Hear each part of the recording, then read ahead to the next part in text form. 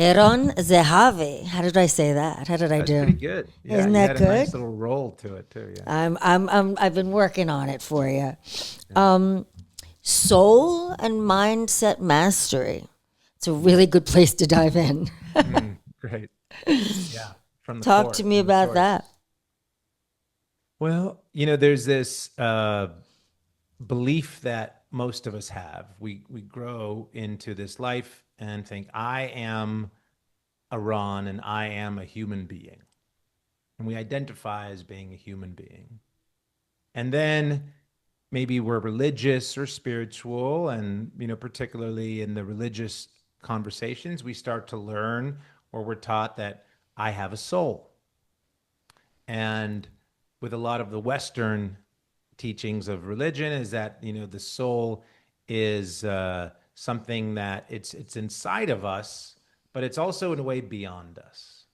And when we're going to go to heaven, where our souls live, it's like it's somewhere else. And then we continue to evolve, and we go through this. A lot of people go through maybe an awakening process, and maybe they have some sort of transcendent experiences. It could be from meditation, could be a Kundalini awakening, could work with some sacred medicines, could be just some divine intervention, it could be a dream, all of these things. And our perceptions start to shift. And we connect with this energy, with this soul, with this spirit, and then we seek. And then a lot of it can become very disembodied. And I see it in 3 stages. So the first stage I call the grind, when you're a human being doing. And our measures of value and success are all quantitative. How much money did we make? Or, how many cars do I have? And we measure our time and our value through quantitative measurement. It's a hungry ghost. And Versus it's the very, qualitative, you're saying. exactly. It's all Right. about, if I were to say, oh, she's really successful. Well, you think, oh, she's got a lot of money. So it's all about quantitative measurement, and that's within the finite, within the doing. And we end up, a lot of people have a lot of success in those measurements, but are still very unhappy. So then we go through this awakening process. That's the second stage, when you become a spiritual being doing. And you recognize, oh, wait a minute, I'm a soul. I'm a spirit. I'm not a human being having a spiritual experience. I'm a spiritual being having a human experience. And we pray and we manifest and we visualize, and we stop watching sports and we stop eating meat and we stop being funny and we can't relate to our friends, and we do, it's cuddle puddles, and all of those things are wonderful, but we also can float away. And a lot of people can become woke and broke.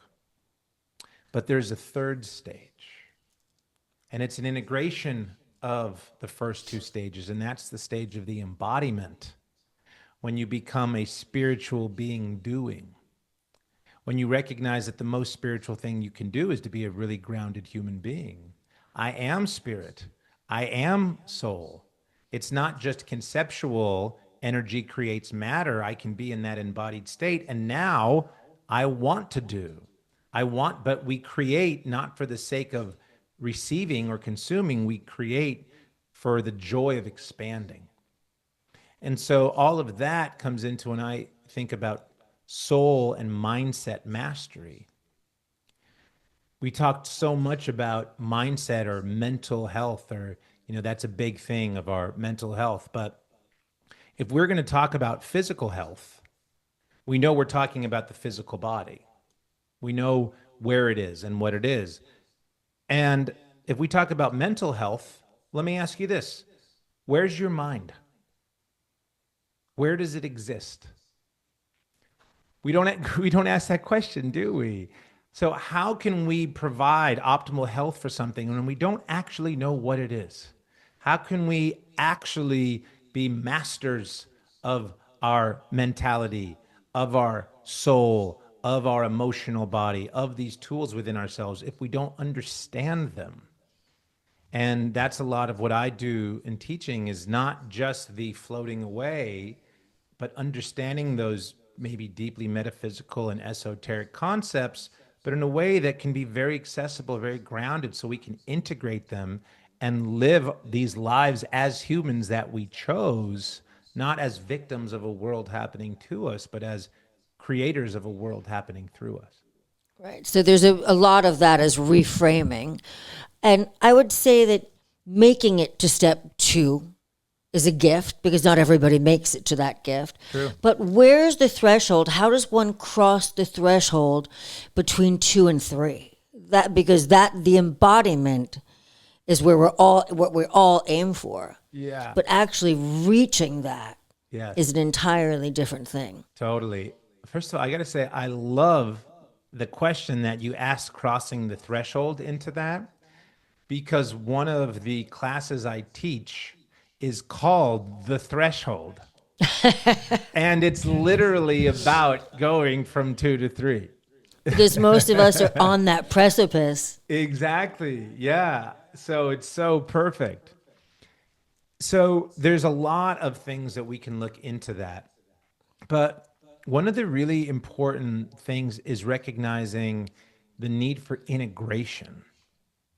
So integration is something that is lacking quite a bit from my perspective in the conscious community or in the awakening community, the spiritual community, because we live in this inverted reality, this third dimensional matrix, that there's a lot of distortions, and then we become aware of them, and then what happens is we deny them and we judge them. And yes, we want to have discernment. There's lots of things that are happening in the world that are not okay, that we don't agree with.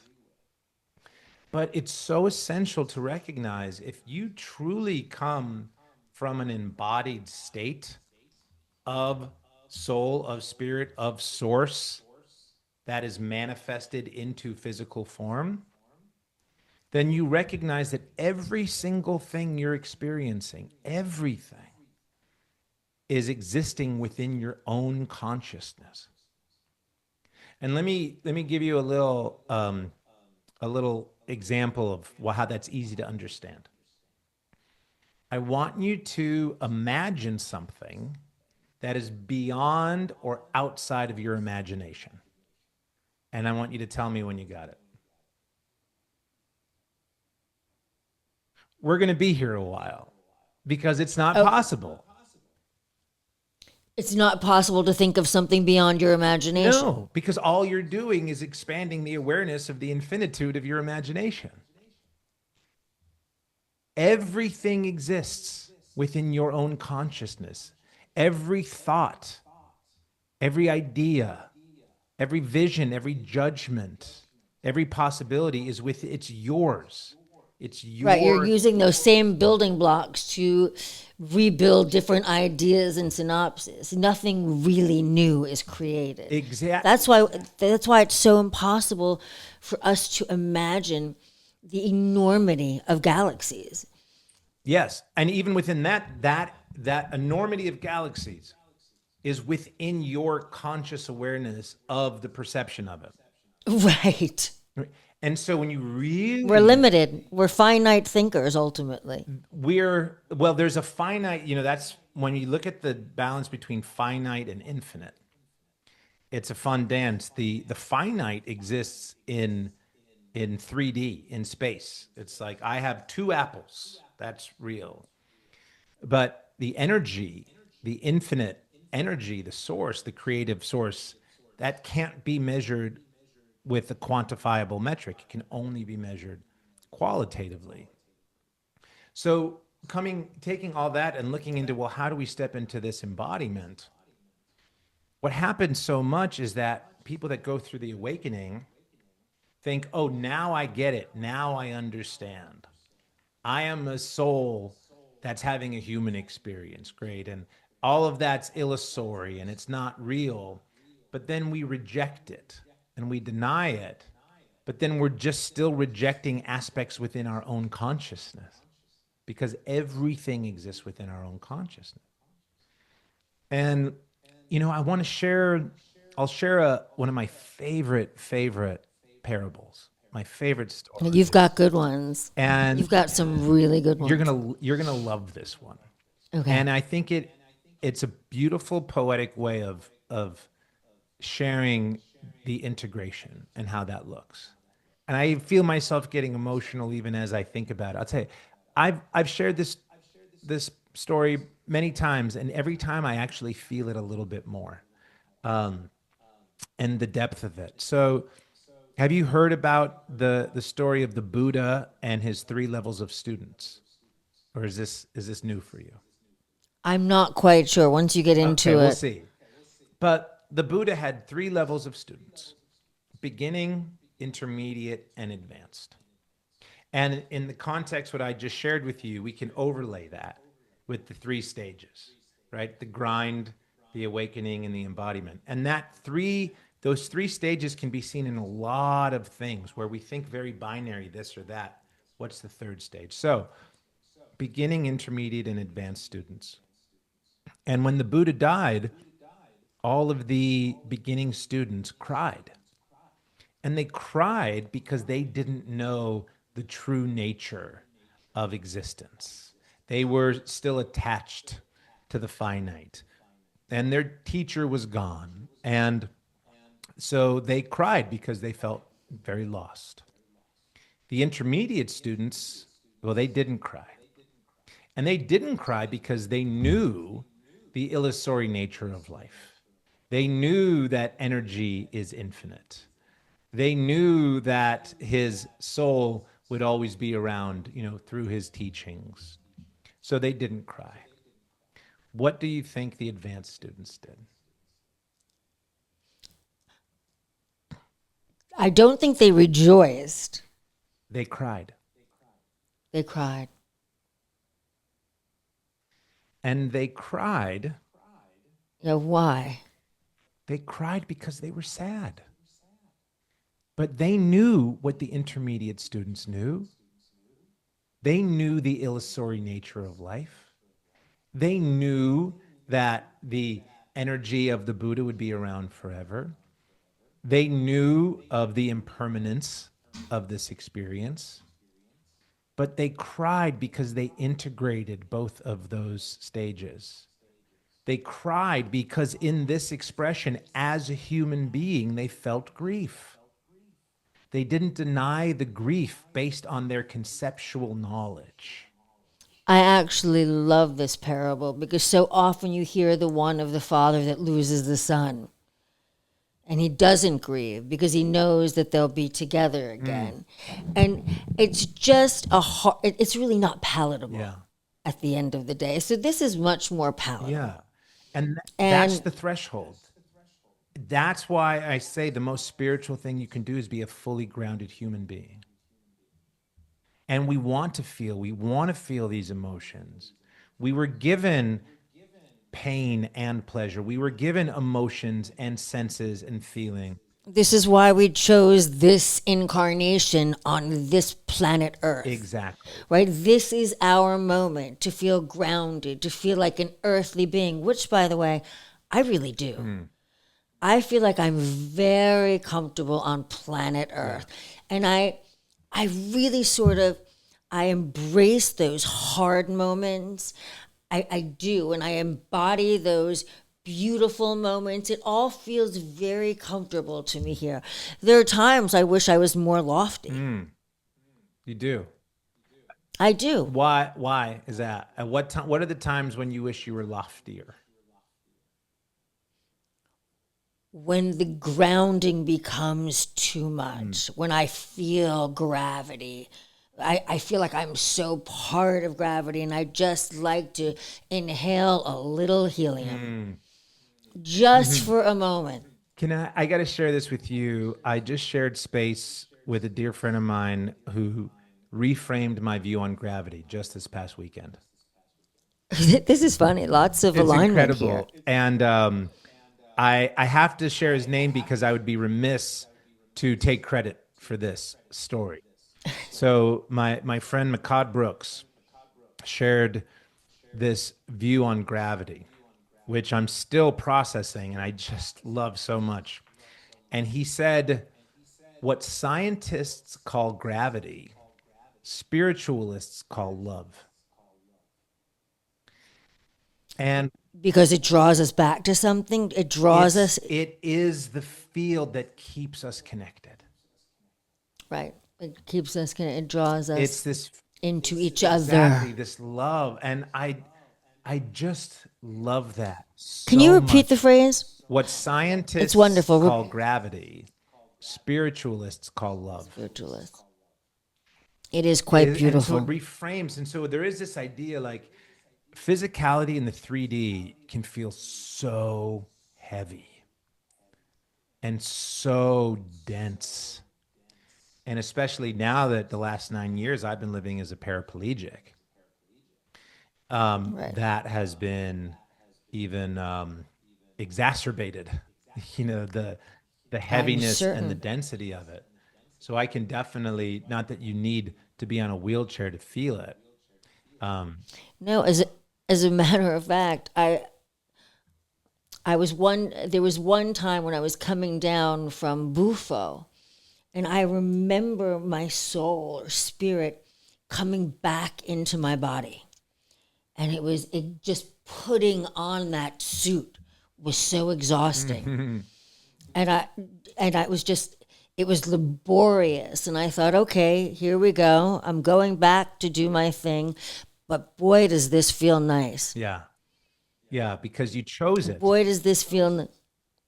No, And yeah, so do you think that when you, again, back to these stages, do you think that one of the things that take you from 1 to 3 can be pain or trauma on a deep level?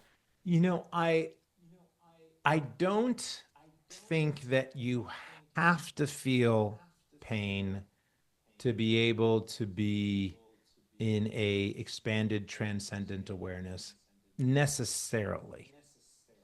But I think not feeling pain is the exception to the rule or the shortcut.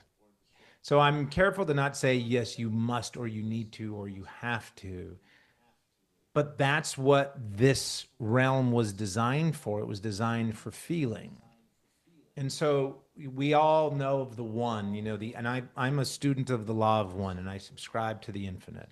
I believe there is one truth in life, and that it's only one thing, and everything else is just a story, it's just a perception. But from the one comes two. That's duality, polarity, multiplicity, contrast. And we created that perception so that we have something malleable and tangible to feel. Tangible. And so within contrast, not from the one, we can always, oh, well, everything's one, it's always, but in contrast, if the sun was out 24 hours a day, you would not know what daylight is. You need to have the moon. You need to have the darkness to know what it is. If the only flavor you've ever tasted was vanilla, you wouldn't know what vanilla tasted like. You need to have that context and that contrast. So that's where pain comes in. So within that spectrum of feeling, in that duality, then yes, there is a necessity to have pain to be able to understand the full spectrum of the feeling. And from that, that is the integration when you can look at both of them and make a choice.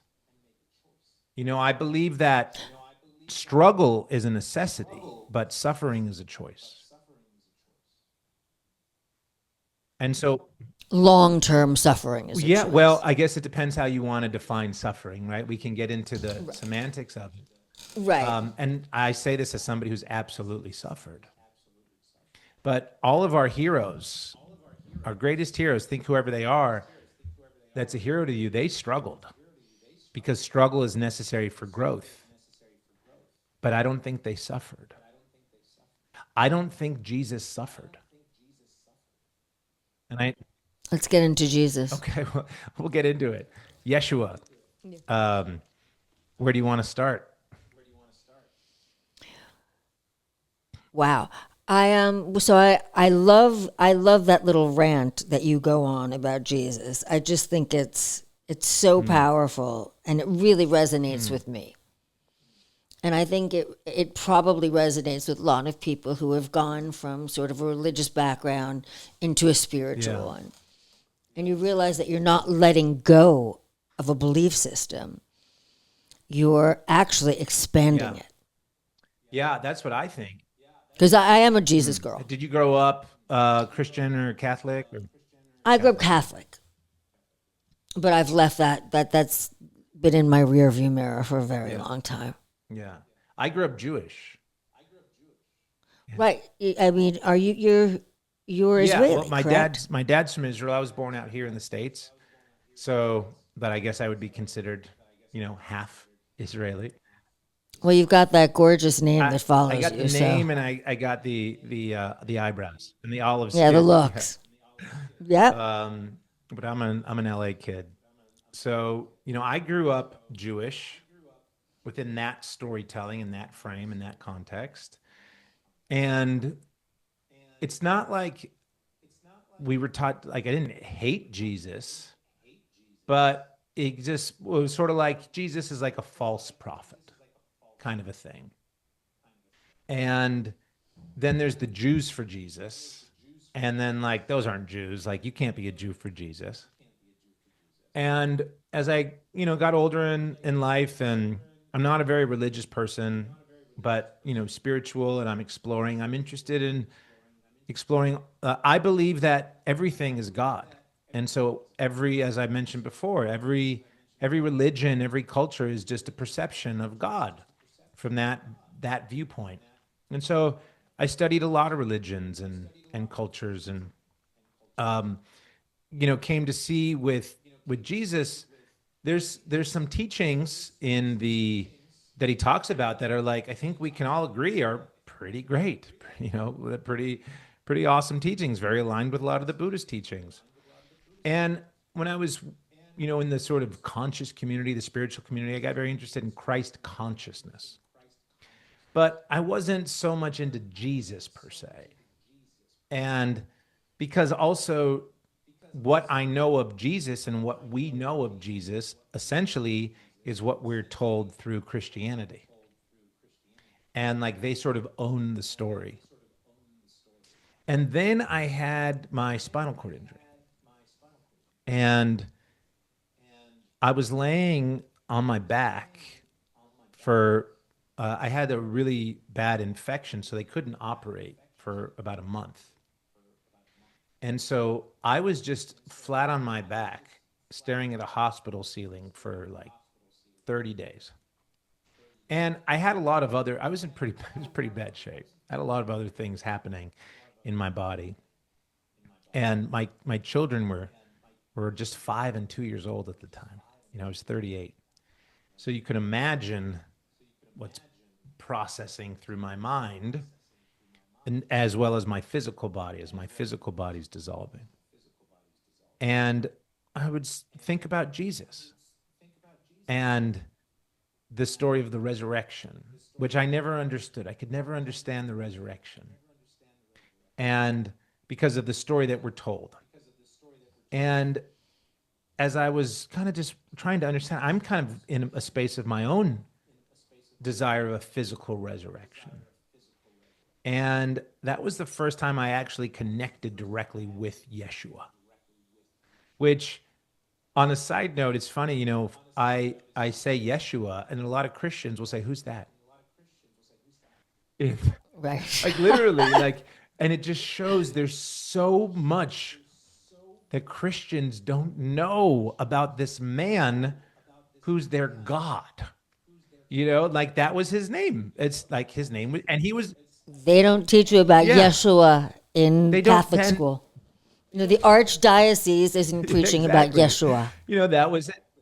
but your friend Aubrey Exactly. is. Yeah. So you become very familiar for Yes. him. And Yeah. I'll share, there's a guy, anybody who's interested in diving deep into this conversation, Aaron Adke. I don't know if he's one of my, yeah, I know who such he a is. good dude. but really one of my favorite teachers as well. So and even like my son, he's one of the only Jewish kids in his school and of his friend group, and we live in Dallas, and it's very very Christian area. And one of his favorite things to do is just like letting his friends know, like, Jesus was Jewish, right? And they don't know that. Like, and it's not like anything where it's not trying to mean anything, but it's like, it's just foundational historical knowledge. We're not trying to like own it or like, hey, guess what? It's just a recognition that you don't know as much about this person as you think you do. And so I got very interested after connecting with Yeshua in the hospital, that energy, like, who was this guy? Like really, who was he? What was his deal? And I started to just read a lot of different materials about his life from a lot of different places besides the Bible. And now that, for anybody who's a very staunch Christian or Catholic, would say, well, that's not like, if you don't know the Bible, you don't know Jesus. And I don't agree with, like, well, if you don't know Yeshua, then you don't know Jesus. And so that opened up and expanded my world so much, and learning. Did you do the deep dive into him going to Egypt and Oh all these yeah, other things? It's totally. insane. It's Yeah. insane. The work, have you dove into Dolores Cannon's work with him? So all Oh, yes, I that with have. him and the Essenes and Jesus in India and traveling to the mystery schools and Egypt, India, Sarah, the tell daughter. me, Lucera. Who's Lucera?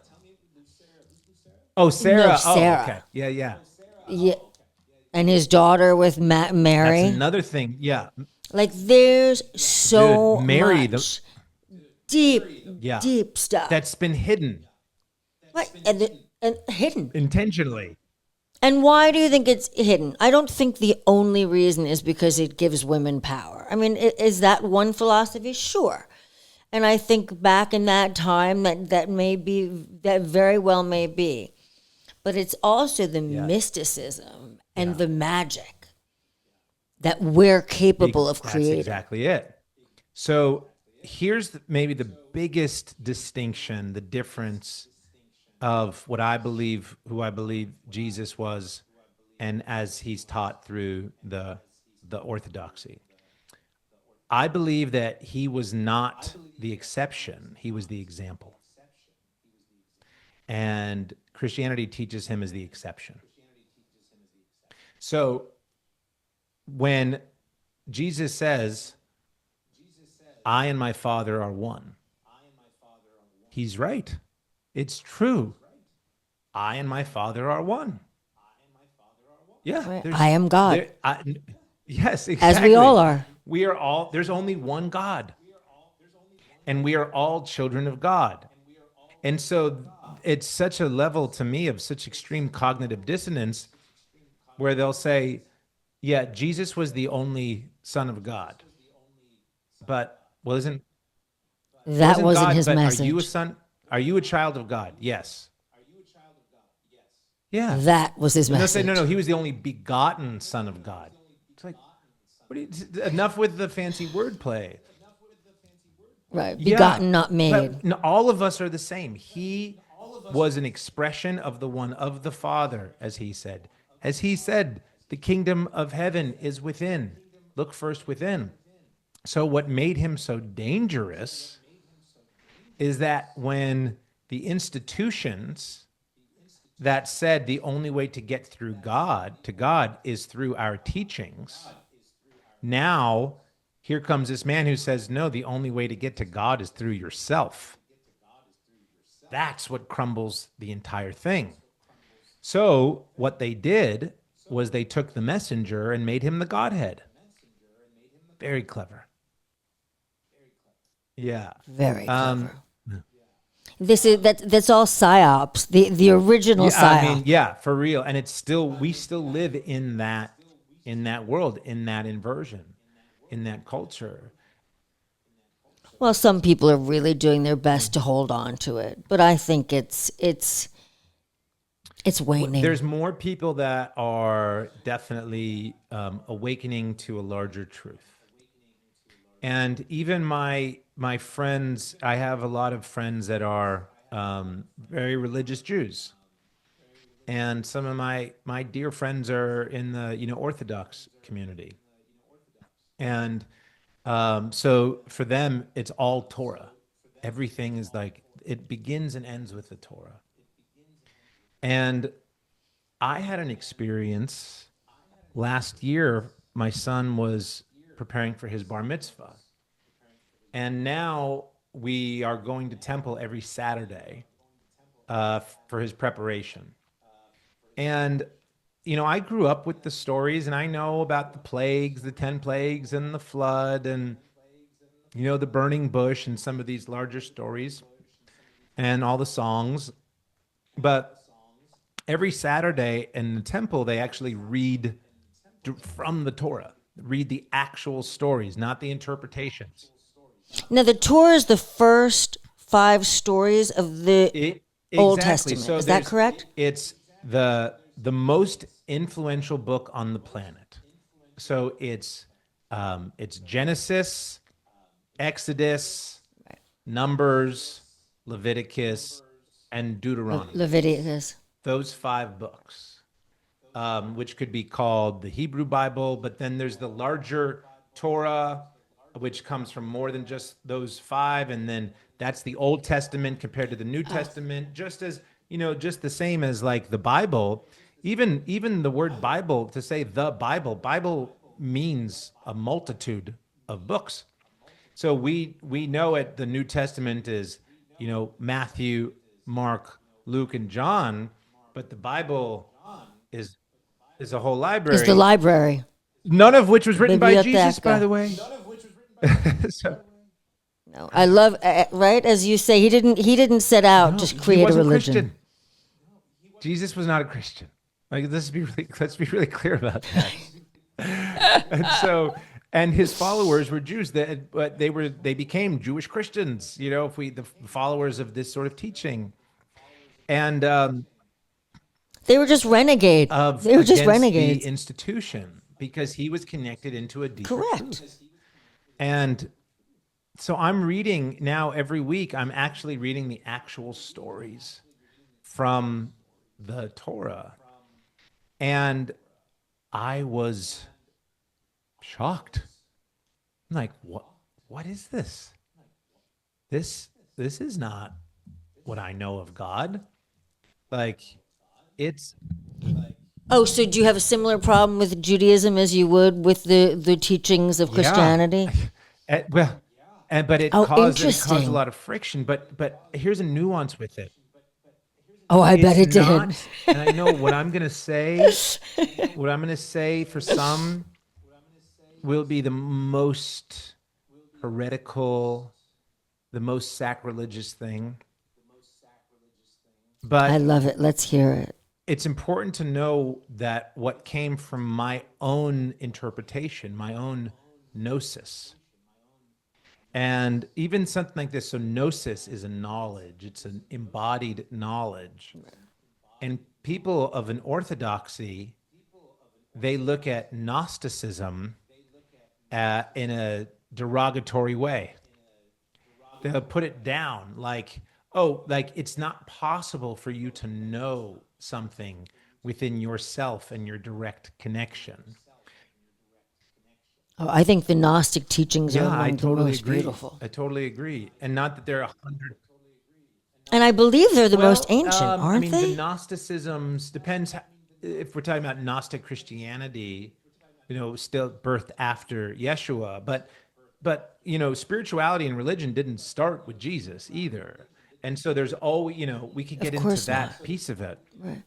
But I'm reading the actual stories, and there's the God character in the Old Testament, in parts, in a lot of it. Not in the very beginning, not in the very beginning of Genesis, but in most of the rest of the book, is a character. First of all, with all due respect to my religious Jewish friends, they don't say the name. They refer to God as Hashem, and Hashem means the name. That's what it translates to. So you Got it. can't say we are not worthy to actually say the name of God. Now that's how the Orthodox Jews feel. And others will say the name. The name is conventionally generally known to be Yahweh. Yeah. And in the Yahweh. scripture, the letters are Yud, Hey, Vav, Hey. Those are the Hebrew consonants within it. And so you can even hear with the sounds Yud, Ya, Hey, Ha, Vav, Hey, Ya. So Yahweh, that's where Jehovah comes from. So all the Yehovah, but the J, the sound of the J did not come until many centuries later. So even Jesus was Iesus before the J came in. So before Jehovah was Yehovah. All of this through language and translation. And so And it's all, by the way, I think it's a frequency language, right? It's a language based yeah, on well, frequency. man, we could really get into that to understand the frequency and the sound of it with Right. That's so key key. to And these. also Jesus spoke Aramaic. Yeah. That was the language he spoke in. Well, it's it right. And a lot Aramaic is of the Christians correct. don't know that. And if you listen, oh my gosh, listen to the Lord's Prayer chanted in Aramaic and translated directly from Aramaic into English, and it's an entirely different prayer. And it is It's a mantra. absolutely a mantra. It's coded Exactly. frequency. Exactly. And it's so beautiful. Um, and so I'm reading this, and so with all due respect for anyone that may be offended, just for the sake of it, I'm going to say Yahweh, and I'm going to use that name for the God character in the Old Testament.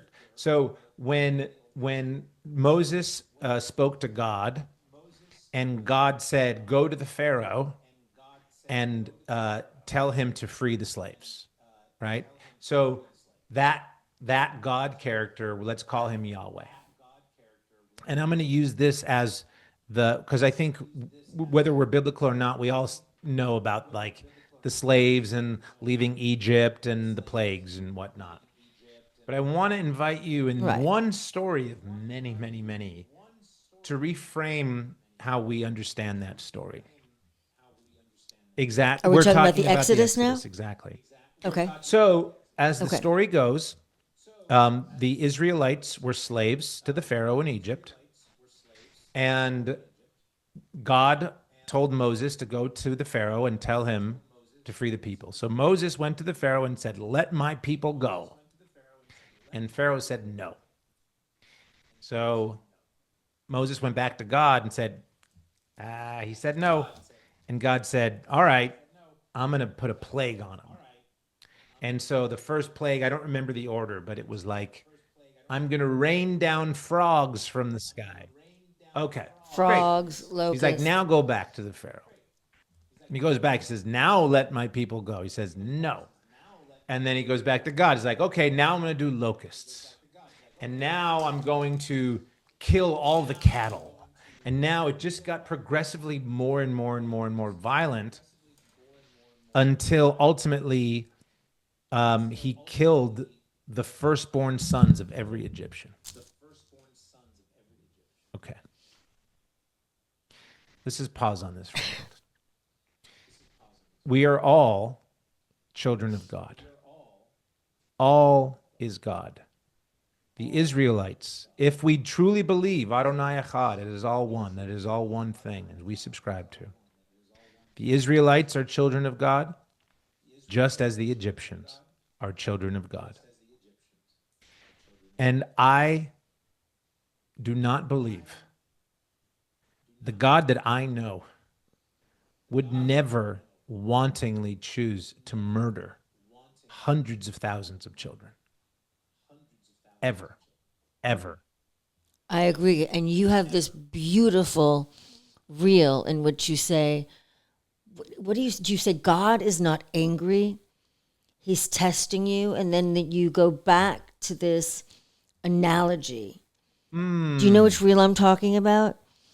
Where you say, I think you said, God is not trying to I hurt don't you. believe I think what you're speaking of, like, one, I don't believe that we're being tested. I believe we're being trained. And there's an important distinction. But what you might be sharing, like, we're taught to fear God. And I don't believe that God wants to be feared. Well, you use the analogy of a team, and you say when the trainer or the coach Oh, yes. points at one person and says, "You have, Yes. I'm going to give you the hardest job." He doesn't choose that person because he's the weakest on Yes. the team or he's coming off the bench. He chooses that player Exactly. because he's the strongest. He's the Exactly. leader. We are individuated, fractalized expressions of God. God is working through us. And the singular God is this great mystery. And let me share one thing too. For a lot of times people, the idea to say I am God is so sacrilegious. Let's clear that up very, very cleanly here. I want you to imagine a pizza. Okay. And so there's a whole pizza. And then we take one slice out of that pizza. Is that slice pizza? Can that slice say, I am pizza? Yes.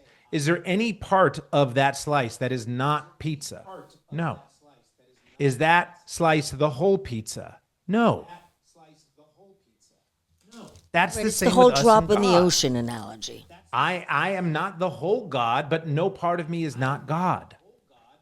And so within that, when we deny that, we actually deny our divinity and our power. And so when we have these experiences that are really difficult and really challenging, that's what you were alluding to. It's not God's way of saying, I'm punishing you. It's God's way of saying, I trust you.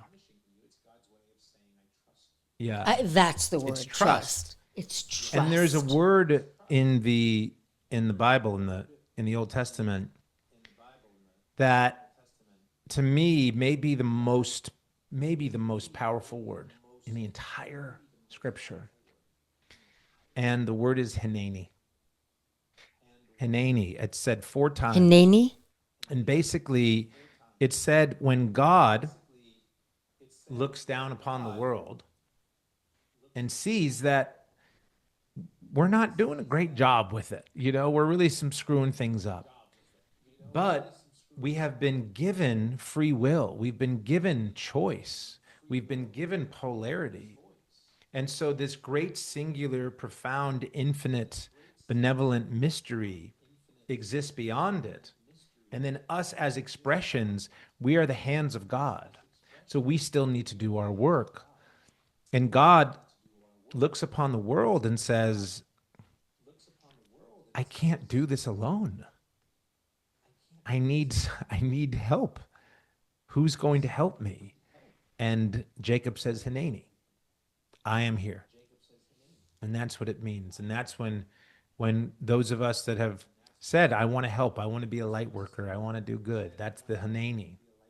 And when you do that, it means things are going to get difficult because there's work to do, This idea of being a light worker, that a lot of people throw around, and it's a beautiful idea. And before I had my spinal cord injury, I surrendered to God. I remember I was in my backyard. My feet were on the grass.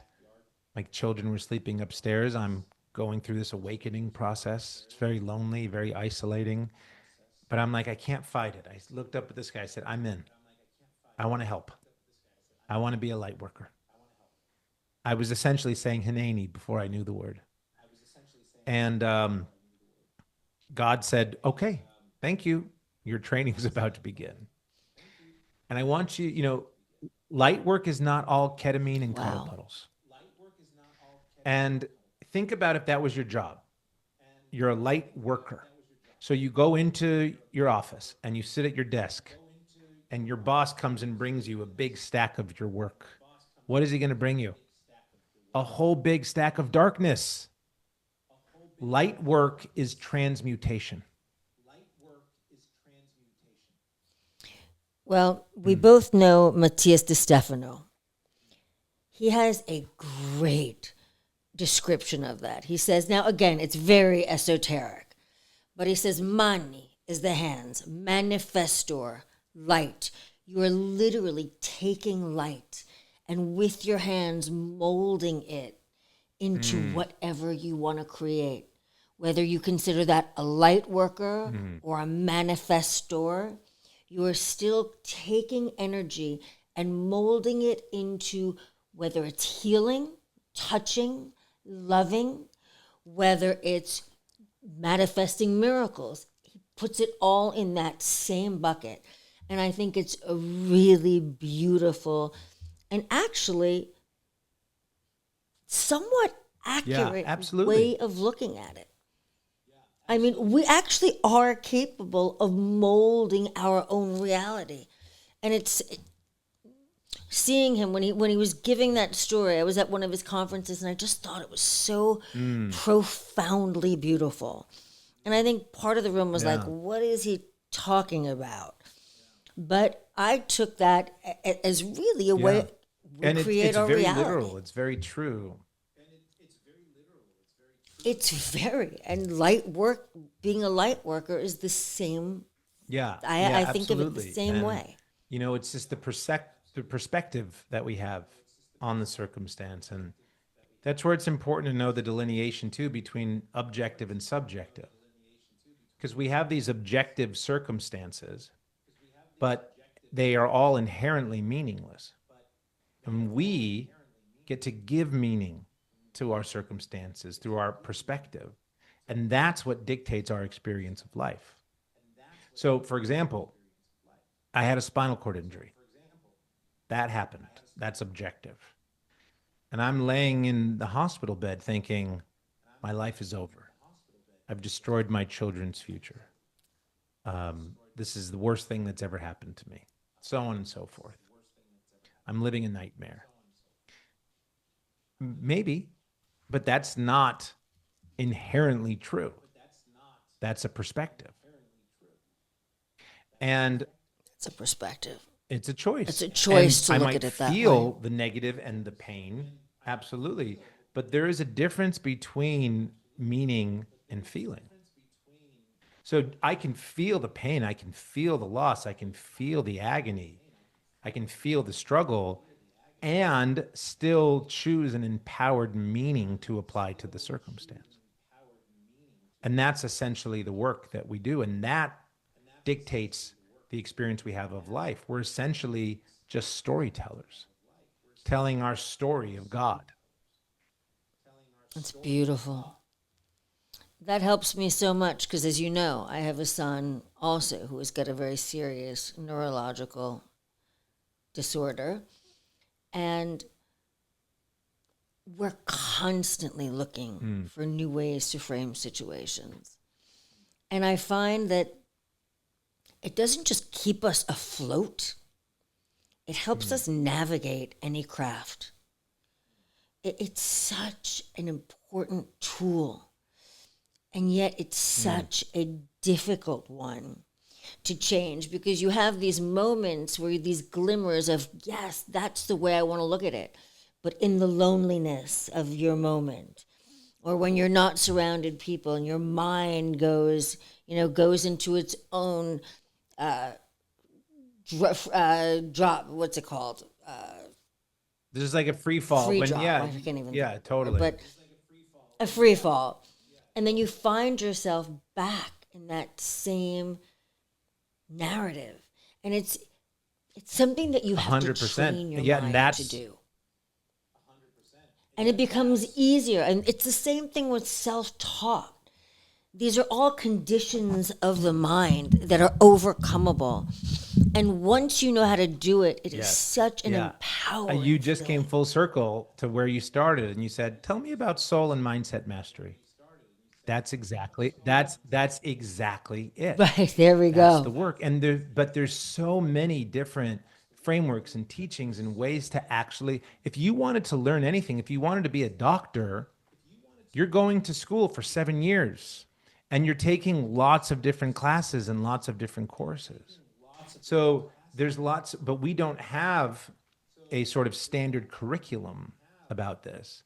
And that's what my work in the world has grown to be, not only from what I've developed for my own navigation, but now working with others of how can we take this and package it in a way where we have framework and context and ability to learn how to do this.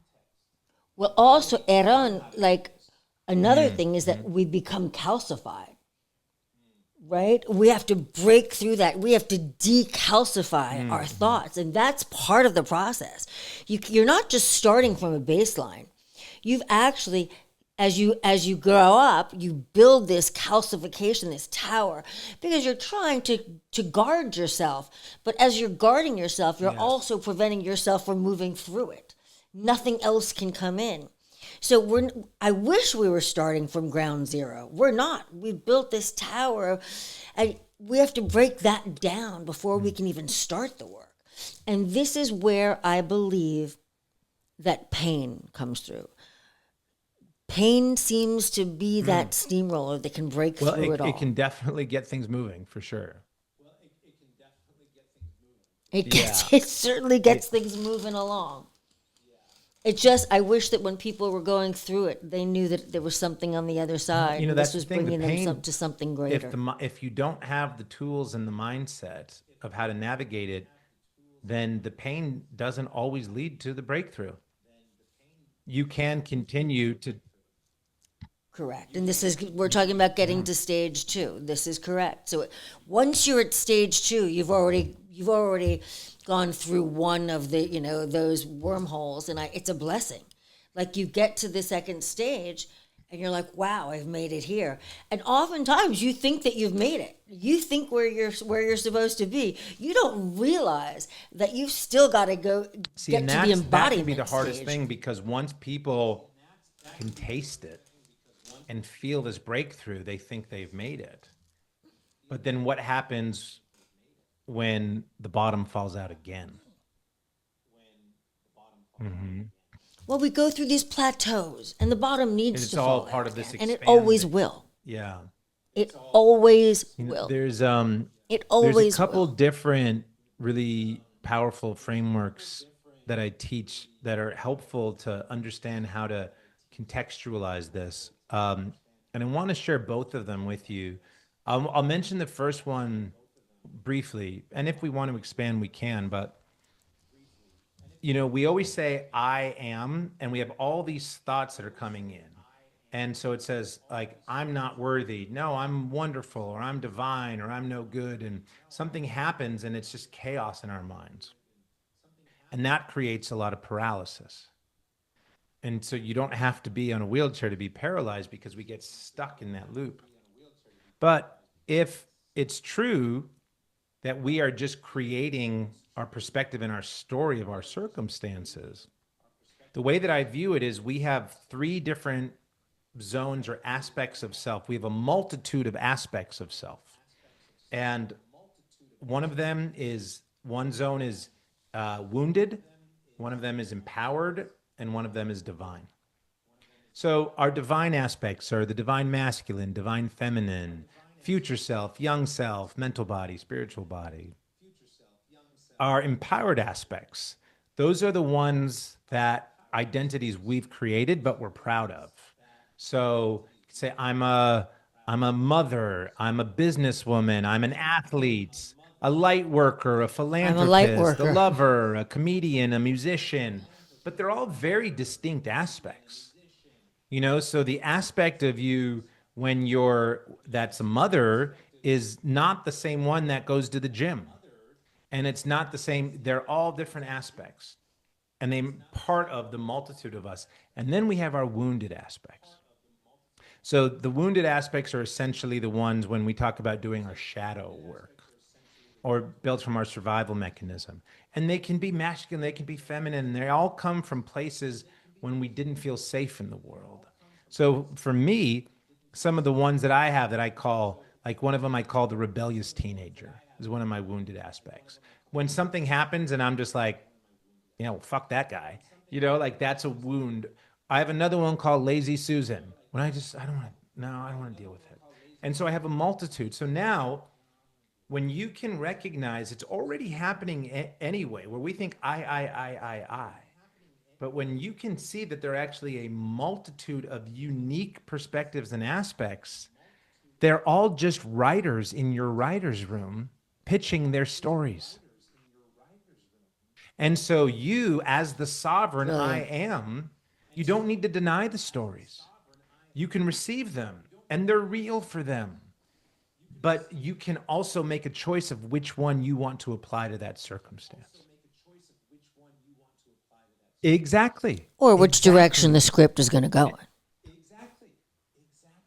You don't even have to switch characters. You can stay in a character and make it take a different timeline. Need to kick the rebellious teenager out of the room. They serve a purpose. You don't need to kick the imposter out of the room. And right, it's how would you treat, what would you do for your child? What would you do if all of these little characters were your children? Exactly. You wouldn't throw them out of the house. Everything, that viewpoint. So I love that you said that. It's genius. What's that? Once you can see them in yourself. Once you can see them within yourself. I mean, again, awareness is a big part of all your teachings require some modicum of awareness. You have to take that first step to become aware, that space, that cellular level view. And I'm sure that as you do this, you start to discover nuanced characters. Exactly. Playing themselves out. I love that you said they're children. That's exciting. I want to expand on that because it's so important. Because so many of us have a lot of self-hatred and loathing for the aspects of ourselves that we don't like. But I want you to think, let's imagine your son would come up to you and say he was 4 or 5 years old. And he says, "Mommy, there's a monster under my bed." And he's really afraid. Here's what I know you wouldn't do. You wouldn't say, "Oh, quick, get out of the house. There's a monster. No time to grab the stuff. Run, run, run." Right? And that would be accepting the fear. And you wouldn't say, "There's no monsters. Stop being a baby. Go back to bed." That would be denying the fear. So how would you handle that situation? Yeah, how would you handle that? How would I handle it? Yeah. I'd say, "Come on, darling, let's look under the bed. Let's see if we can reveal that monster, or we you can would tuck approach him in it with love and curiosity. And while the fear was real for him, you don't need to take it on. And that's exactly what we can do with the wounded aspects of ourselves. So when we have that voice that comes in that says, I'm never going to be loved again, or I totally blew it, or, I'm totally worthless, or I can't, whatever it is, any of these disempowered thoughts, we don't have to accept the fear. That would be running out of the house and just say, yeah, that's right. But we also don't need, a lot of people deny it and say, God, I wish I didn't think, no, I'm not that. We can look at it. That is an aspect of ourselves that created a perspective of the world that happened sometime in their life when they didn't feel safe. And now that's how that perspective sees the world. And if we can separate ourselves to see it as the inner child that's hurting, not trying to sabotage us, but actually trying to keep us safe, and then look at that and think, why do you feel that way? Where is that coming from? What's the source of that pain for you? And create that dialogue. Not only is it self-loving on a macro scale, but it's actually healing these wounds where it doesn't kick them out, but it reframes their perspective to actually be a benefit to you. Because now that imposter, so many of us have the imposter syndrome, Sometimes when my imposter speaks up, I'll check in and I'll say, am I being an imposter? Am I being inauthentic? It's like a way to look. And sometimes it's from fear of being seen, but sometimes it's actually really beneficial. And it completely changes the way we have this inner dialogue with ourselves, where we have this whole team working for us. And then you choose which is the story that you choose to want to narrate for your life. It's a really great way to make shadow work understandable, because it's one of those expressions like work with your shadow. A lot of people say, well, I know I have a shadow. I don't really understand what that is. That makes it more tangible. It's like self-love. We understand that we need to have self-love, Yeah. but what exactly is it? Because for people who have never experienced it, this goes back to we could only understand that which we've experienced. If you've never experienced Yes, self-love, totally. It's it's just very it's tangible. too ephemeral. It's very tactile. It's very structured in that way and very tangible. And yeah. It's a very And clever you know, way of working it. I've done this Very. for myself, and I've taught this to a lot of people, and it's so transformative when when you can start to take a little bit of just a space between having, like, you don't have to believe everything you think. Just because the thought comes in doesn't mean you have to attach to it. I also And it's think fun and naming it's them is very playful. clever. And there's some people that will say, "Oh, but it's not real. I'm just making it up." You're already having the conversations it's already happening. Right. Of course. Like, who do you talk to Yourself. more than Yes, anyone else exactly. in your entire lifetime? Yeah. Yourself. It's endless. I mean, God, I can't tell you how often I want to turn that off. But Yeah. changing it is a lot different, because it's sometimes we can't, like, I can turn it off in meditation. That's why those 2 hours of my day I have so much gratitude for. I can Yeah. just turn Yeah. everything off. But the And rest of it's it's inner constant. dialogue.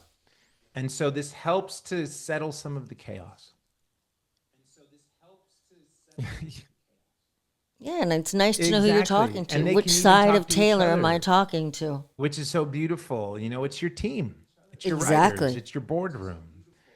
And so that's very powerful. And then there's one other framework that if you mentioned the word reframe, and it's very simple in concept, but if you can really do this, your life changes forever.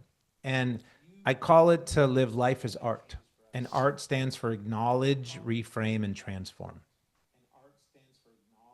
So something, and we've already talked about some of that. So essentially, something happened. I had a spinal cord injury. So we acknowledge the objective circumstance.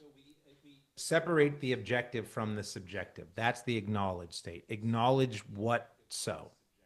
Now, what's the initial frame we're going to have? It's going to be all negative. And why is that? Because always You're the coming from wounded emotion aspects at that are right. always going to be the loudest, the first, and the most persistent. That doesn't make them true. So we have all of now, you know, we get cheated on or we get fired or something happens and we get flooded with all of these disempowering, negative, wounded perspectives. Okay, great. So we have this whole list of what it could be. Now, that's a frame. To reframe, even you don't even have to believe it. What we can do now is look and say, what else could this mean? You don't even, when you go through the process, you don't even have to believe it at first. What could it mean? So, for example, you know, if you get fired, you could say, oh my God, I'm going to lose my house and my kids are going to be so ashamed and I'll never find another. Okay, great. What else could it mean? It could mean I'm going to find an even better job. I'm going to have an opportunity. Now I can start the thing I'm Opportunity. going to do. What? So now you start to make this list of other positives. But just because something's positive doesn't mean you have to accept it as your story.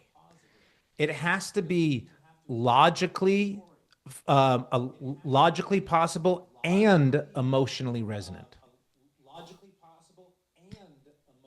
Exactly. There has to be that heart mind cohesion. You actually have to, you actually do have to Exactly. believe it on some level or feel that it's possible. Not even possible, really. Because so many things that we think are impossible actually come to fruition. So it's, I just think you have to Right. But you I have would to say have to some that, sort of you do alignment, have to heart believe, and if you mind. don't believe it's possible, that's not the right story for you. Because that's where the I see what mind you're saying. is, yeah, this could happen. And the heart, But if you're negative, if you're just negative in general, you're going to be you more totally will. And that's why misanthropic it's and have important less when you go through this belief. process. It's 100% of the time when I work with people, with clients, and going through this, even for myself. If you allow yourself to go through the process and start to create these more positively oriented frames, you will come across some that are not just possible, but you're going to feel them somatically. Right. It's the so Yeah, right. and It's it's that magical somatic when those again, come that together. gnostic feeling. And that's what creates the transformation, to literally transform, because now you apply that perspective to the objective circumstance, and the form of the circumstance completely shifts. And oh my gosh, It takes work. it is There's no it question. This is, takes work. It's a process. and it can happen like that. And I want to share one or two stories that aren't mine, of actually clients that I've worked with, people I've worked with that had extreme things happen, so that you can see just how powerful this is. Um, let's start Yeah. with, we'll start with maybe, I mean, they're both very powerful, but this one I'll never forget. Um, I was teaching a program that I called the Joyful Warrior Code. And after one of the classes, people like to just, stick around and chat. And this was virtual, and one of my students was a woman who lived in Switzerland, and she was very somber. And so I said, like, you want to share what's going on? And she said, I'm Swiss. she said, No, I'm joking. she's like a master skier, and she lives on a mountain, and she skis every day. And she has her soulmate, as she called it. They go skiing every day. And one day the conditions were really poor, and she didn't want to go, but he was insistent. So she went with him, and they were skiing, and she saw him slip and fall and slide off of a 200-foot cliff. And she raced down to find him, and he was still alive, and his head was cracked open. And she picked him up, put his head in her lap, and he looked at her and died in her arms. So, I mean, I can't imagine something more traumatic than that. That's the kind of thing that stays with somebody for a lifetime, right? So she just shared this with me, and there's the rest of the students here, and even me, that I teach this and I've gone through this. I'm thinking like, oh shit.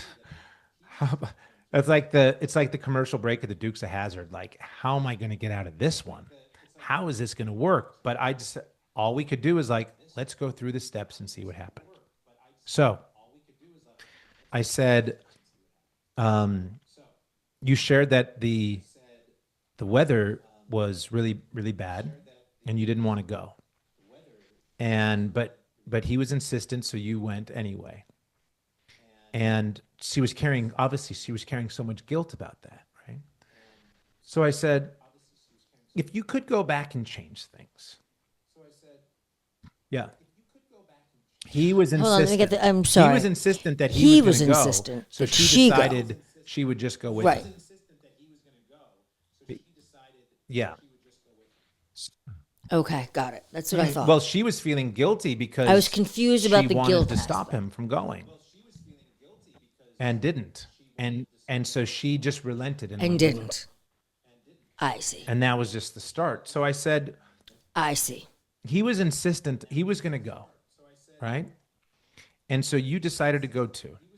Now, if you could go back and change it, would you have preferred to stay home and not go and have somebody come and knock on the door and tell you what happened? She said, no, no. Like, he was a master skier. So, like, I saw what happened for myself. I would have questioned forever what it was. And I said, okay. And, you know, we don't always get to choose how we go or when we go. But he loved to ski. She's like, it was his favorite thing. If you could choose, would you have chosen for him to be doing anything else besides that? She said, no, no, it was truly his favorite thing to do in the world. Okay. And then you found him. And he was When you looking up reached at him, his he was loved still one. alive. And as hard as that must have been, would you have rather him had already passed? She said, no, no, I was able to hold him one last time and say goodbye. And then again, as difficult as that was, you got to be the last person he saw before he transitioned. And if you could have chosen, even as difficult, would you rather have been anybody else? And he said, no, no, it had to be me. And I said, thank God everything happened exactly the way that it did. And do you know what As it she was did? meant to. She laughed. She laughed. Like, she didn't laugh because she was thinking positively. She didn't laugh. She felt it. She laughed because she Yes. saw the beauty and the In that majesty in it moment, all. The the perfection perfection. of it. Now, does The that mean that perfection she in was it done all. grieving? Of of course, because she's Oh, still she's still going to human. grieve the But loss. that moment in one conversation, the trajectory of her entire life gets transformed. Exactly. Yeah, she just became all three it of the doesn't Buddha have to students. take now. She has to still go through the grieving process. She's still going to have these moments, but Well, of she course. has that That's a anchor to loss. come As a back human to. being, she's going to That's experience the loss. power of this work. And I'll share one more with you. I had one of my clients was called me from a hotel room. She was distraught because oh, yes, I'm going to stop 1 second. So you yes, do yeah, one-on-one yeah. I do work. When you one-on-one say work. clients, is this I do one-on-one? group work and teaching, but I Okay. love working with people one-on-one Beautiful. because we can get really intimate and I see. take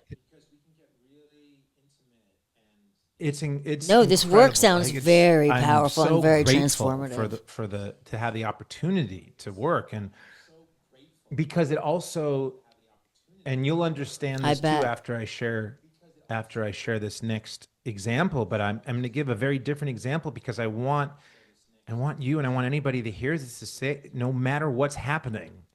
None of us have gone through what she's gone through. Even but it's all relative. So she called me. This is a different woman, and she's in a hotel room, and she's married, and she has two kids, and found out that her husband had been cheating on her, but not like just like Tiger Woods level cheating, like prolific cheating, like prolific cheating. And so she Right. left the house. As you can imagine, they've been together, I don't know, 20 years or something, and two, teenage boys. And she just doesn't know what to do with herself now. And of course, what's all of the wounded part? Like, I can't believe it. My life is over. I'll never, like, what, just in it. So we went through I had her tell me, this is the important part, just tell me everything. So she shared all of the story. And then from that, we started to separate what was objective and what was subjective. So, for example, um, to say my husband is an asshole that cheated on me. That's subjective. My husband slept with other women. My husband had sex with other women. That's objective, right? So we're not denying it. We're just separating the wheat from the chaff. It just helps to clear the chaos a little bit. So now we have the objective and now we have the subjective.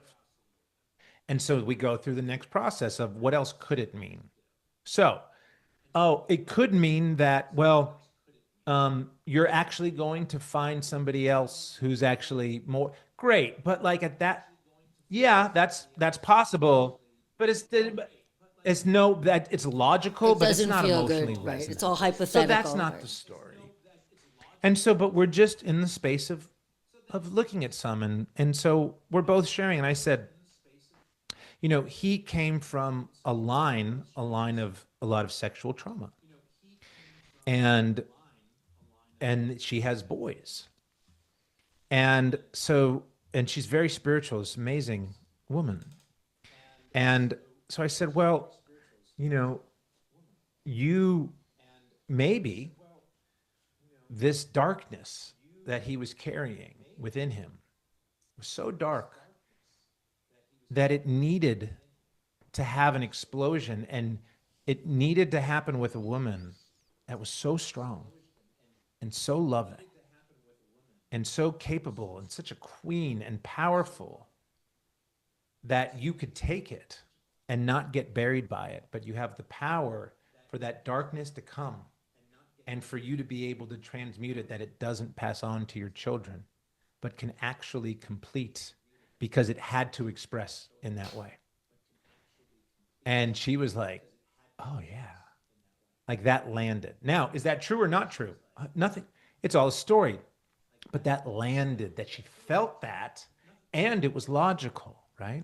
And we shared a few other stories from that. And you know what? So that night, she went home and she made dinner and had dinner with her husband and her children that night. Now, they got divorced. That was their path. But to be able to do that night of who she could be for her children, and then that created a space for him, and the healing they did where he could actually be honest over the time, he could then be honest with his boys and that trauma. Well, that sounds to me like a course in radical forgiveness. And for me, like working, I've taken this radical forgiveness course, and I think it is one of the most empowering things I've ever done, because letting go of anger doesn't heal him, as you see. It heals her. It heals the children.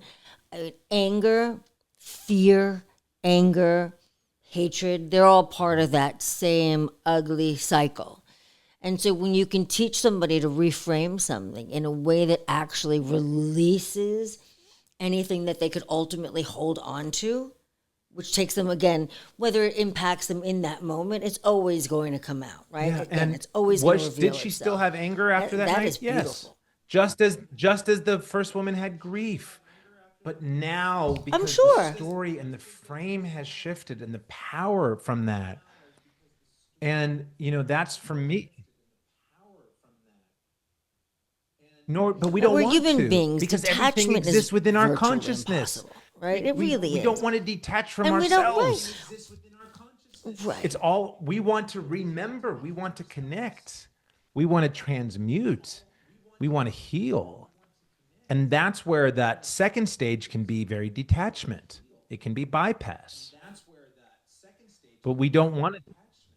Yeah, we can spiritual bypass. It can be Where bypassed, it's you're all where saying? we don't feel the anger. That's not a good. Yes, exactly. Oh, Right, we you're don't. saying Yeah, that's we not a don't good want to thing. I just bypass want to it. be Yeah, okay. Good. Okay. that's the I shadow just wanted to side of make the sure we're on awakening. the same page. No, it's a disaster. Right. Yeah, Right.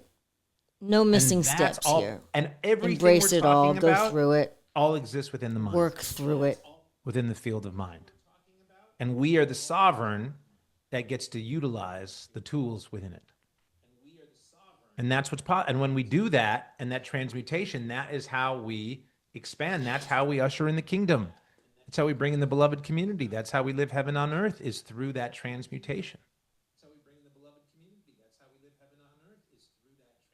Do you feel like Not you all live the in that time. kingdom right Not now? at all. Is that a reality Yeah, for you? but that's what I'm working to. That's my intention. Well, right. My life That's goal, the my goal. life bucket list is to experience heaven on earth with my children before I die. And it can be here now. And that's Right. another thing that I realized when I was in the hospital.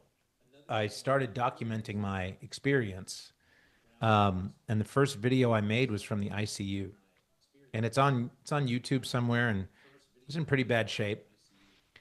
And what I was seeing and envisioning, from this space of our souls, that we know our souls that live in heaven, but our souls are here now because we're here now. So whenever we die, wherever our souls are going to be, they're there right now. And so from that expression, we can either choose fear or we can choose love, right? And if every choice point I have, every thought, action, and intention between fear and love, I choose love. And it's my soul choosing love. And everyone else whose soul is expressed is choosing love. That's literally heaven. What is heaven if not a community of souls choosing love? Exactly. And that's possible here in this It's the form. kingdom of love. Heaven and hell are not places, they're states of consciousness, they're choices. Because there is no other time, there is no other way. They're states of consciousness. And I think we have to be realistic and acknowledge that we're going to dip our toe We into have all to. of these We don't want to spaces deny at some them. point. But it's only from the non-denial. Like, the best way, we can't slay our demons because they're part of us. The best thing to do when the demon is looking you right in the eye is just kiss it on the nose and say, tell me about it.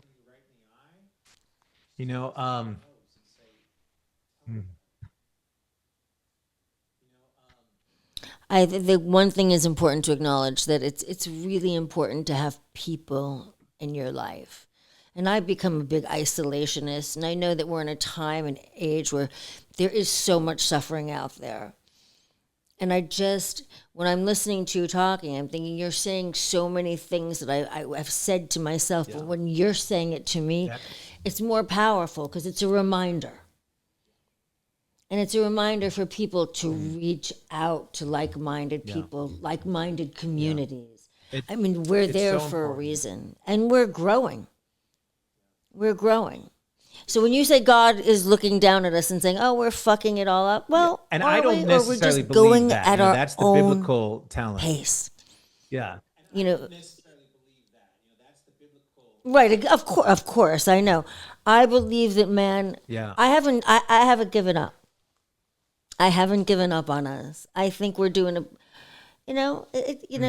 it's slow and steady wins the race. We're I on the believe slow that and steady I believe trajectory. in something called intentional velocity. Intentional velocity. So we don't need to rush necessarily. Intentional velocity. But we also can move with, some expedience. Like the snowball can start to pick up some speed. Yeah. And as the more that we come Yeah, you can move out of your comfort level, right? You can speed it up a little bit. That's why Yeah. we have to be Yeah, warriors, right? absolutely. That's we have to be mindful Absolutely. warriors. And the yeah, it's a beautiful You're so conversation. Thank you fascinating. God, I love talking for the to space. You you. know, this is part of the remembering too. Like we're literally remembering God. You think about communication, so we're communicating, but communication and community come from the same etymological root. It's all about connection. Right. And what are we doing if not remembering God? It's the one creates the multitude of fractals that come back and find each other again. That's the torus. That's what we're healing. The only thing to heal truly is the separation. Yeah.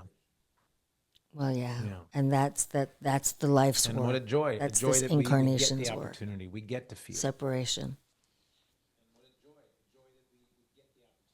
To Yeah. love to love that heart and to yeah. Um so talk to me, how do people find, well, I know that you have, you've got a very big Instagram. Yeah, So people can probably I reach. Do you haven't. answer I've taken a your little break from DMs? socials. I'm going to be getting back on soon, but I haven't posted in like 4 or 5 months. Um, but I'm easy to find. So my Instagram or TikTok, I check the DMs when I check. But my website, eronzehavi.com, you can find me there. And then I have paralysis is a state of mind. You can watch your TED Talk. What was the Yeah. topic of your TED Talk? And it's not going to be No. it's not going to be on the site for like months. I don't even know when. They have a huge backlog of actually posting them. Yeah. No, Oh, is there's a that what? huge Oh, I backlog of see. So that they have put don't them on. download immediately. Yeah, yeah, it was great. Yeah. I mean, I'm Did you like here. doing that? My role in part uh is to communicate as a messenger. So any opportunity I have to share is a gift. Oh, well, Have you thank always you. been I such a think good that's communicator? Because you are a um, beautiful probably one of my communicator. first skills. I was always a writer. I mean, I got my degree in film and screenwriting. So I just wanted to be a comedy writer. That's what, and then my God said, okay, well, I'm gonna put you in the divine comedy. So I mean, things got very dark for a while, but I still see the world somewhat through a comedic lens, um, but definitely through the lens of a writer, and which makes sense now that I've gone through this or still going through this awakening process, really recognizing that we really are just writing the story of our lives. But that's my communication is my medicine. I don't do body work. I don't see auras. I don't particularly feel energy. I don't hear my angels. We all have a different. I don't talk to crystals. All these lovely things that would be awesome. Amazing. That's great. I would love By the to. way, I I would do love all to, of the but above. we Check, all have check, our different check. expressions, and so for me, mine's through language. Um, but the language serves the heart. The masculine, the left brain, the pragmatic, the logical communicates through language, through words. The right brain, the feminine, the abstract, communicates through feeling and emotion. And we want them to both be fully elevated, not 50-50, but 100-100. Yeah, absolutely. That's where it's like 100-100. So if, Elevated and if you're balanced. here, And if you're over balanced. indexed here, we want to go here. If you're over indexed here, you want to go here. However it Exactly. is. And so the challenge is that we've become so disconnected from the heart, disconnected from the feminine. That's when our masculine just loops and runs wild. When we have these incredible advancements with, technology and science, but we're creating just for the sake of creating. And that's when we make atomic bombs and glyphosate. I have a philosophy behind that. I think that we get so our vagus nerve connects our our mind and our heart. And it's an important flow of energy that's moving there, right? And as we tense up or we become so concentrated and so single minded, success, money, job, career, children, what happens is we tighten up so much in here that our vagus nerve, our mind becomes disconnected from our heart. And so men tend to operate from this. And women, if we get sort of over emotional, we're operating here. And so we've lost that balance. We've lost that free energy flow. And I think that's a big part of what's going on right now. So I like to do a lot of heart opening, chest opening, loosening up that vagus nerve. It's so important to keep looking at those all two the different bodies working systemically. Otherwise, you're just isolating this little ball on your head, right? exactly. And you're coming And, from, again, the mind is a complete tremendous subjectivity. servant and a horrible master. Or if, So we don't want to leave it to its own Exactly. devices. And even like the Exactly. masculine that creates and builds is in service of the feminine. So the mind is in service of the heart and what we're creating. And that's where we get caught in this distortion that we're just chasing quantitative metrics and numbers, but we're not aware of the impact. I love this whole quantitative versus qualitative, and I think that's our next conversation, because I think it appears that we've gotten so caught up in that, no matter who we Yeah. are, even the most Well- spiritual beings. It's very hard to step back from that. Again, it goes down to comparison is the killer of joy. And the internet doesn't make it any better. So we really have to learn how to monitor ourselves and see where our imagination's getting the best of us, Yeah. or the story that we're being shown is getting the best of us. Yeah, absolutely. It's all an inside And that job. it's all about what goes on internally. It's a great conversation. It's a whole, when you start getting into the It's an quantitative, inside job. qualitative bifurcation, then we start understanding our relationship to time. And that is a whole other thing. It's so fascinating. And an entire conversation within itself. And that's one that I can fall Yeah, prey to. it's So it I'd may love be- to have that conversation, because it'll help me heal as well. yeah. I mean, because we're aware of our shortcomings, right? I'm aware that is a shortcoming of mine, and I'd love to overcome it. Again, Yeah. it's a reframe. That's a challenge. And it's a reality check. I can fall prey to this a lot too, is when we say we know something, that's conceptual. Yeah. And then that's a lot of times it could be our ego's way of stopping us from having the Exactly. embodied knowing, because we trick ourselves to think that if we have the conceptual knowing that we know it. And I'll tell you where I learned that. Do you know who Satdev Bir? He's in LA. Satdev I Bir do. Singh. Can you? He teaches yoga among other things. Yes, I do. I do. So just a beautiful man. And I've never worked with him though. Oh, he's the best. He's the best. So after my spinal cord injury, I went and saw him, and I live a lot in my mind. I'm great in 4D, and I'm not as good in 3D. And I told him, I said, I know that for me to heal, I need to go into the dream state and go find into my fifth dimensional consciousness and find my holographic blueprint and bring it back in and overlay it over my physical body for, and all that great talk. I can talk a great game. I said, I know I need to do that, but now the next thing for me to do is I'm learning how to actually experience it. And right then he said, Metatron came through to him, and he said, if you haven't done it, then how do you know that you know it? And I was like, Yep. that was so profound, and it completely shifted my relationship to knowing and knowledge. And Absolutely. our culture is built We're so on knowing. locked. Even science, it's so ludicrous. Yeah. Science is so built on knowing, and it's the constant, it's a living, breathing thing. Like, we know nothing. Yeah. We already know we know nothing. There's a We're power. constantly learning. And that's the growth, right? So even I teach my kids or even my students, it's like there's such a power in saying, I don't know. And we can't know because our cells, everything in our body is constantly changing. So what we think we know in one moment is different than in the next. Yeah. You know, Yeah. present. There's an It's hard to keep up with it. It can be, and that's why it's like you just It's a lot to track. enjoy the ride. Enjoy the ride. Yeah.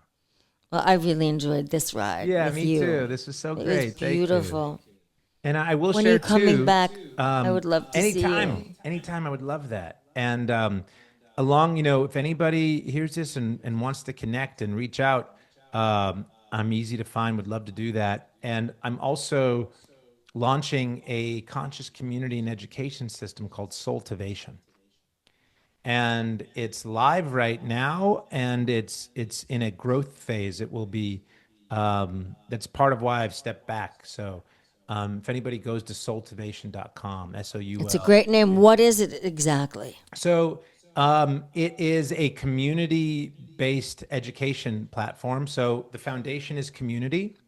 So you can come, there's people all over the world. You can connect, you can chat, you can have these sorts of conversations. And then there's a calendar of events and programmings, different teachers, different offerings. And then there's courses and classes and workshops and things you can do. So it's like a whole ecosystem. That sounds fantastic. Yeah. So it's And do you have all your teachers yet? No, because it's constantly going to be growing. You'll have guest we're just teachers. in the birthing phase right now. So Is it launched? So it launched in November, and I ran it sort of like a live beta for like 4 months. It was 700 members. It's free to join, and just kind of like feeling it out. Like, is this a thing? Does it work? Something I've been working on, since before my injury. And the platform's great. The engagement was phenomenal. So I took a step back, and now I'm building native apps for both of them and putting a team together so that we can. Will you be doing lives? Yeah, definitely doing lives. Doing a lot more lives. That's kind of what I'm moving into, is to be doing lives. I like doing lives I think they help. more than recorded. I think they help. Yeah. So a lot of They're so lives, powerful. a lot of engagement, bringing people together. So where it's open, you can sign up for it now. It's live. There's things there. It's a little bit dormant at this phase just because we don't have a community manager. The calendar of events right now is not full until we officially relaunch. But the best thing to do, Get on the ground floor. yeah, you can sign up so we have it. And then you can get the emails when it gets into full activation. No, and we access it through your Insta. You can go to, I think there's a link on my Instagram. Yeah, to go to soultivation.com. And I'd then love you to can do just that. sign up from that. Yeah. Like I was saying, I think community is everything right now. Yeah. I mean, loneliness is seeping in. So reach out to like-minded people. Yeah. And It's a game would love changer. to have you share. I mean, that's the thing about the programming with the events is bringing the people on that, like, everybody's got magic to share. So Everybody has magic to we can share. have that conversation. Would love to give you a slot to share your magic and host a I would love conversation. to. Yeah. I would love to. Eron, thank you so much. What a pleasure. Yeah, sir, absolutely. What a special episode. Thank you for having me on. It was Honored. such I'm a joy honored. to talk to you. And And thanks to Kira for introducing us. yes, of course, thank you so much. Yeah, I'm so glad that things continue to unfold with that beautiful connection. Only the beginning. Yeah. Amen. Satnam, darling. All right. God bless.